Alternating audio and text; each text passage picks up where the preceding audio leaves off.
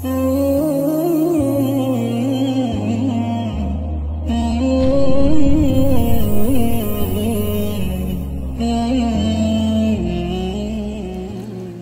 আলাইকুম রহমতুল্লাহি ওয়া বারাকাতুহু। বিসমিল্লাহ ওয়াসসালাতু ওয়াসসালামু আলা রাসূলিল্লাহ ওয়া আলা আলিহি ওয়া আসহাবিহি ওয়া মাওয়ালা মা বাদ। প্রোডাক্টিভ রমাদানে আমরা আজকে আলোচনা করব রমাদানের শেষের 10 দিন কিভাবে কাটাবেন। সুবহানাল্লাহ, দেখতে দেখতে রমাদান মাসটি শেষ হয়ে যাচ্ছে। মনে হচ্ছে যেন সেই দিন মাত্র রোজা শুরু করেছি, কিন্তু এর মধ্যেই প্রায় 18-19 দিন শেষ হয়ে গেল।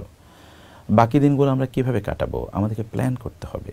মনে রাখবেন, যখন আমরা কোনো প্রতিযোগিতায় যাই, এমনকি পরীক্ষার হলেও যখন আমরা থাকি, তখন শেষের দিকে কিন্তু আমরা একটু দ্রুত লেখার চেষ্টা করি। যারা ম্যারাথনে অর্থাৎ দৌড় প্রতিযোগিতায় অংশগ্রহণ করে, তারা শেষের দিকে একটু দ্রুত দৌড়ায়, যেন ওই যে ফিনিশিং লাইন অর্থাৎ একেবারে লাস্ট মার্কটা যেন সবার আগে স্পর্শ করতে পারে। শেষের দিকে আপনি যদি ঘুমিয়ে পড়েন অথবা আপনি ক্লান্ত হয়ে অবসাদগ্রস্ত হয়ে যদি আপনি শুয়ে পড়েন, তাহলে কিন্তু আপনি বিজয়ী হতে পারবেন না। আর শয়তানও কিন্তু আমাদেরকে, শয়তান বন্দী বটে, কিন্তু আমাদের মধ্যে যে প্রবণতা তৈরি করে দেওয়া হয়েছে শয়তানের দীর্ঘদিনের তার সংস্রবে থাকার কারণে অথবা তার ওয়াসওয়াসার কারণে, তাহলে আমরা কোনো কাজ ফিনিশ করতে চাই না। কাজটাকে সুন্দরভাবে সমাপ্ত করার মধ্যে মূলত সফলতা রয়েছে। রাসূলুল্লাহ বলেছেন, ইন্নামাল আমালু বিল খাওয়াতিম। আপনি কাজটি কীভাবে শেষ করেছেন তার উপর নির্ভর করছে আপনার সফলতা। মোস্ট অফ দ্য পিপল তারা কাজ শেষ করে না, তারা কাজ অর্ধেক করে অথবা ধরো 90% করে, বাকি কাজটা তারা করে না, এবং এই কারণে তারা ব্যর্থ হয়। আমাদের রমাদানের শেষের দিবসগুলোর দিকে একবার চিন্তা করে দেখেন তো, সেখানে কি আছে?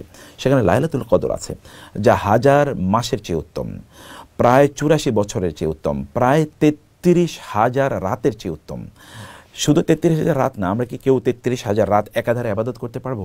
একাধারে 84 বছর আবাদত করতে পারবো? একাধারে 1000 মাস আবাদত করতে পারবো? যদি করতেও পারি, তার চেয়ে অনেক বেশি উত্তম। কি অসাধারণ, তাই না? অতএব শেষের দিকের এই সময়গুলো যেন আমরা খুবই শক্তিশালীভাবে আমরা করি। আচ্ছা, এতদিন আমরা ট্রেনিং নিলাম, আমরা অভ্যস্ত হয়ে উঠলাম, কিন্তু শেষের দিকে গিয়ে আমরা কাজ করতে পারলাম না। আপনি শপিং মলে দৌড়াচ্ছেন, আপনি বাইরে বিভিন্ন জায়গায় ঘুরে ফিরে আপনি সময় কাটিয়ে দিচ্ছেন, আপনি মসজিদে নাই, আবাদতে নাই, কোরআন তেলাওয়াতে নাই। কি অবস্থা! শেষের অবস্থাতে বোঝায়, আমরা ইংরেজিতে বলি all good that ends good, যেটি শেষ ভালো যার সব ভালো তার। আমরা এটাও তো বাংলায় বলি, ইংরেজিতেও বলি, তাই না? তো আপনার শেষ যদি ভালো না হয়, তাহলে আপনি কীভাবে ভালো হয়েছে বলে প্রত্যাশা করেন?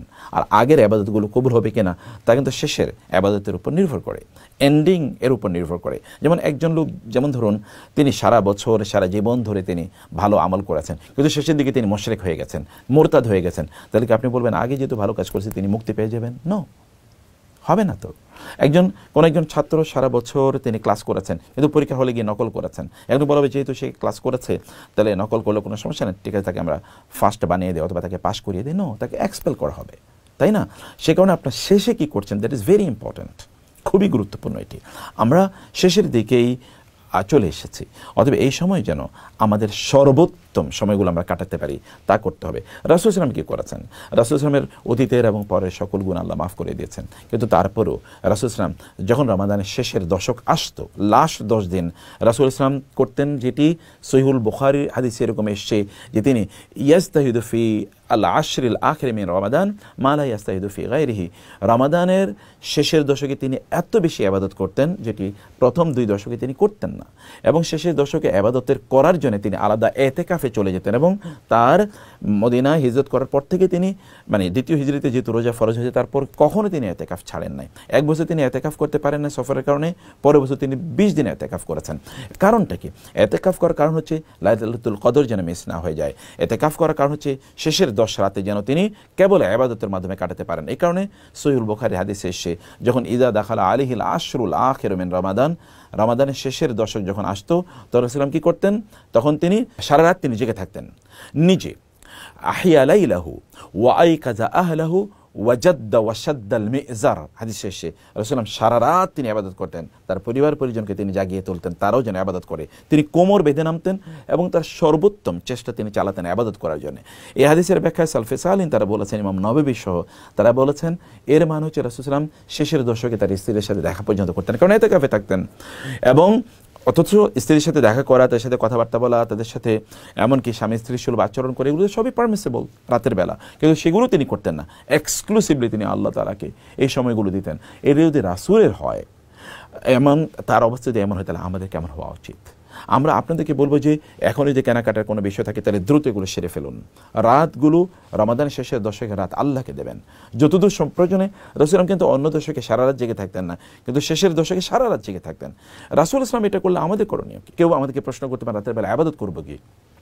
আপনার কাছে যে ইবাদতটি সবচেয়ে ভালো লাগে, যদি আপনার নামাজ পড়তে ভালো লাগে নামাজ পড়ুন, কোরআন তেলাওয়াত করতে ভালো লাগে কোরআন তেলাওয়াত করুন, দুরূদ পড়তে ভালো লাগে দুরূদ পড়ুন, ইস্তেগফার করতে ভালো লাগে ইস্তেগফার করুন, আপনার তাসবিহ তাহলিল করলে পড়তে ভালো লাগলে তা করুন, আপনার দোয়া করতে ভালো লাগলে তা করুন। যেইটা আপনার ভালো লাগে, যে ইবাদতটি আপনার ভালো লাগে সেই ইবাদতটি আপনি করুন। কিন্তু সময় নষ্ট করবেন না, বাজারে ঘুরে সময় নষ্ট করবেন না, শপিং মলে ঘুরে সময় নষ্ট করবেন না, আড্ডা দিয়ে সময় নষ্ট করবেন না।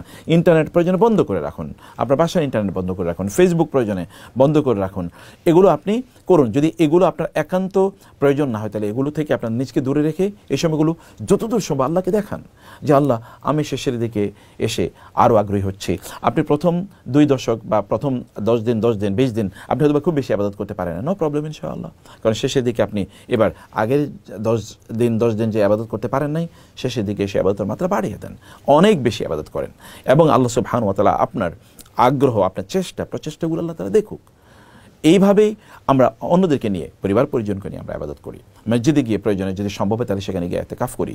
এর মাধ্যমে শেষের দশকটিকে আমরা যেন খুবই প্রাণবন্ত করে নিতে পারি, আমরা যেন আমাদের নিজেদেরকে জান্নাতের উপযুক্ত করে আমরা তৈরি করে নিতে পারি, এবং আমাদের নিজেদেরকে যেন এমন একটা রুটিনের মধ্যে আমরা নিয়ে আসতে পারি যেটি আমাদের বাকি 11টি মাস আমাদের মধ্যে ক্রিয়াশীল থাকবে, আমাদের মধ্যে অ্যাক্টিভ থাকবে। রমাদানের এই শেষের দশকটি আমরা লাইলাতুল কদর যেন মিস না হয়, এবং ইবাদত যেন মিস না হয়, পুরস্কার যেন মিস না হয়, জান্নাত যেন মিস না হয়, আল্লাহর পক্ষ থেকে আল্লাহর সাথে সাক্ষাৎ যেন আমাদের মিস না হয়ে যায়। রমাদানের শেষের দশক যেন আমাদের জীবনের মোস্ট প্রোডাক্টিভ হয়, আমরা যেন আল্লাহকে ফিল করতে পারি, ইবাদতে যেন আমরা মজা পেতে পারি, ঈমান যেন রিনিউ করতে পারি, কোরআনের সাথে যেন সম্পর্ক আমাদের বাড়ে, ইস্তেগফার যেন আমাদের চরিত্রের অংশ হয়ে যায়, জিকির যেন আমাদের কথাবার্তার অংশ হয়ে যায়, খারাপ কাজ থেকে যেন আমরা দূরে থাকা আমাদের অভ্যাসে পরিণত হয়, ভালো কাজ করা যেন এটা আমাদের আদতে পরিণত হয়। এভাবে আমরা রমাদানের শেষের দশকটা খুবই গোছানোভাবে, পরিপাটিভাবে, উত্তমভাবে ইবাদতের মাধ্যমে মানবিক, নৈতিক, মোরাল এবং আমরা ধার্মিক অর্থাৎ চূড়ান্ত পর্যায়ে যেন দিনদারি তাকওয়ার চূড়ান্ত পর্যায়ে যেন কাটাতে পারি। আল্লাহ তাআলা আমাদেরকে সেই তৌফিক দান করুন। আল্লাহুম্মা আমিন। ওয়াসসালামু আলাইকুম ওয়া রাহমাতুল্লাহি ওয়া বারাকাতুহু।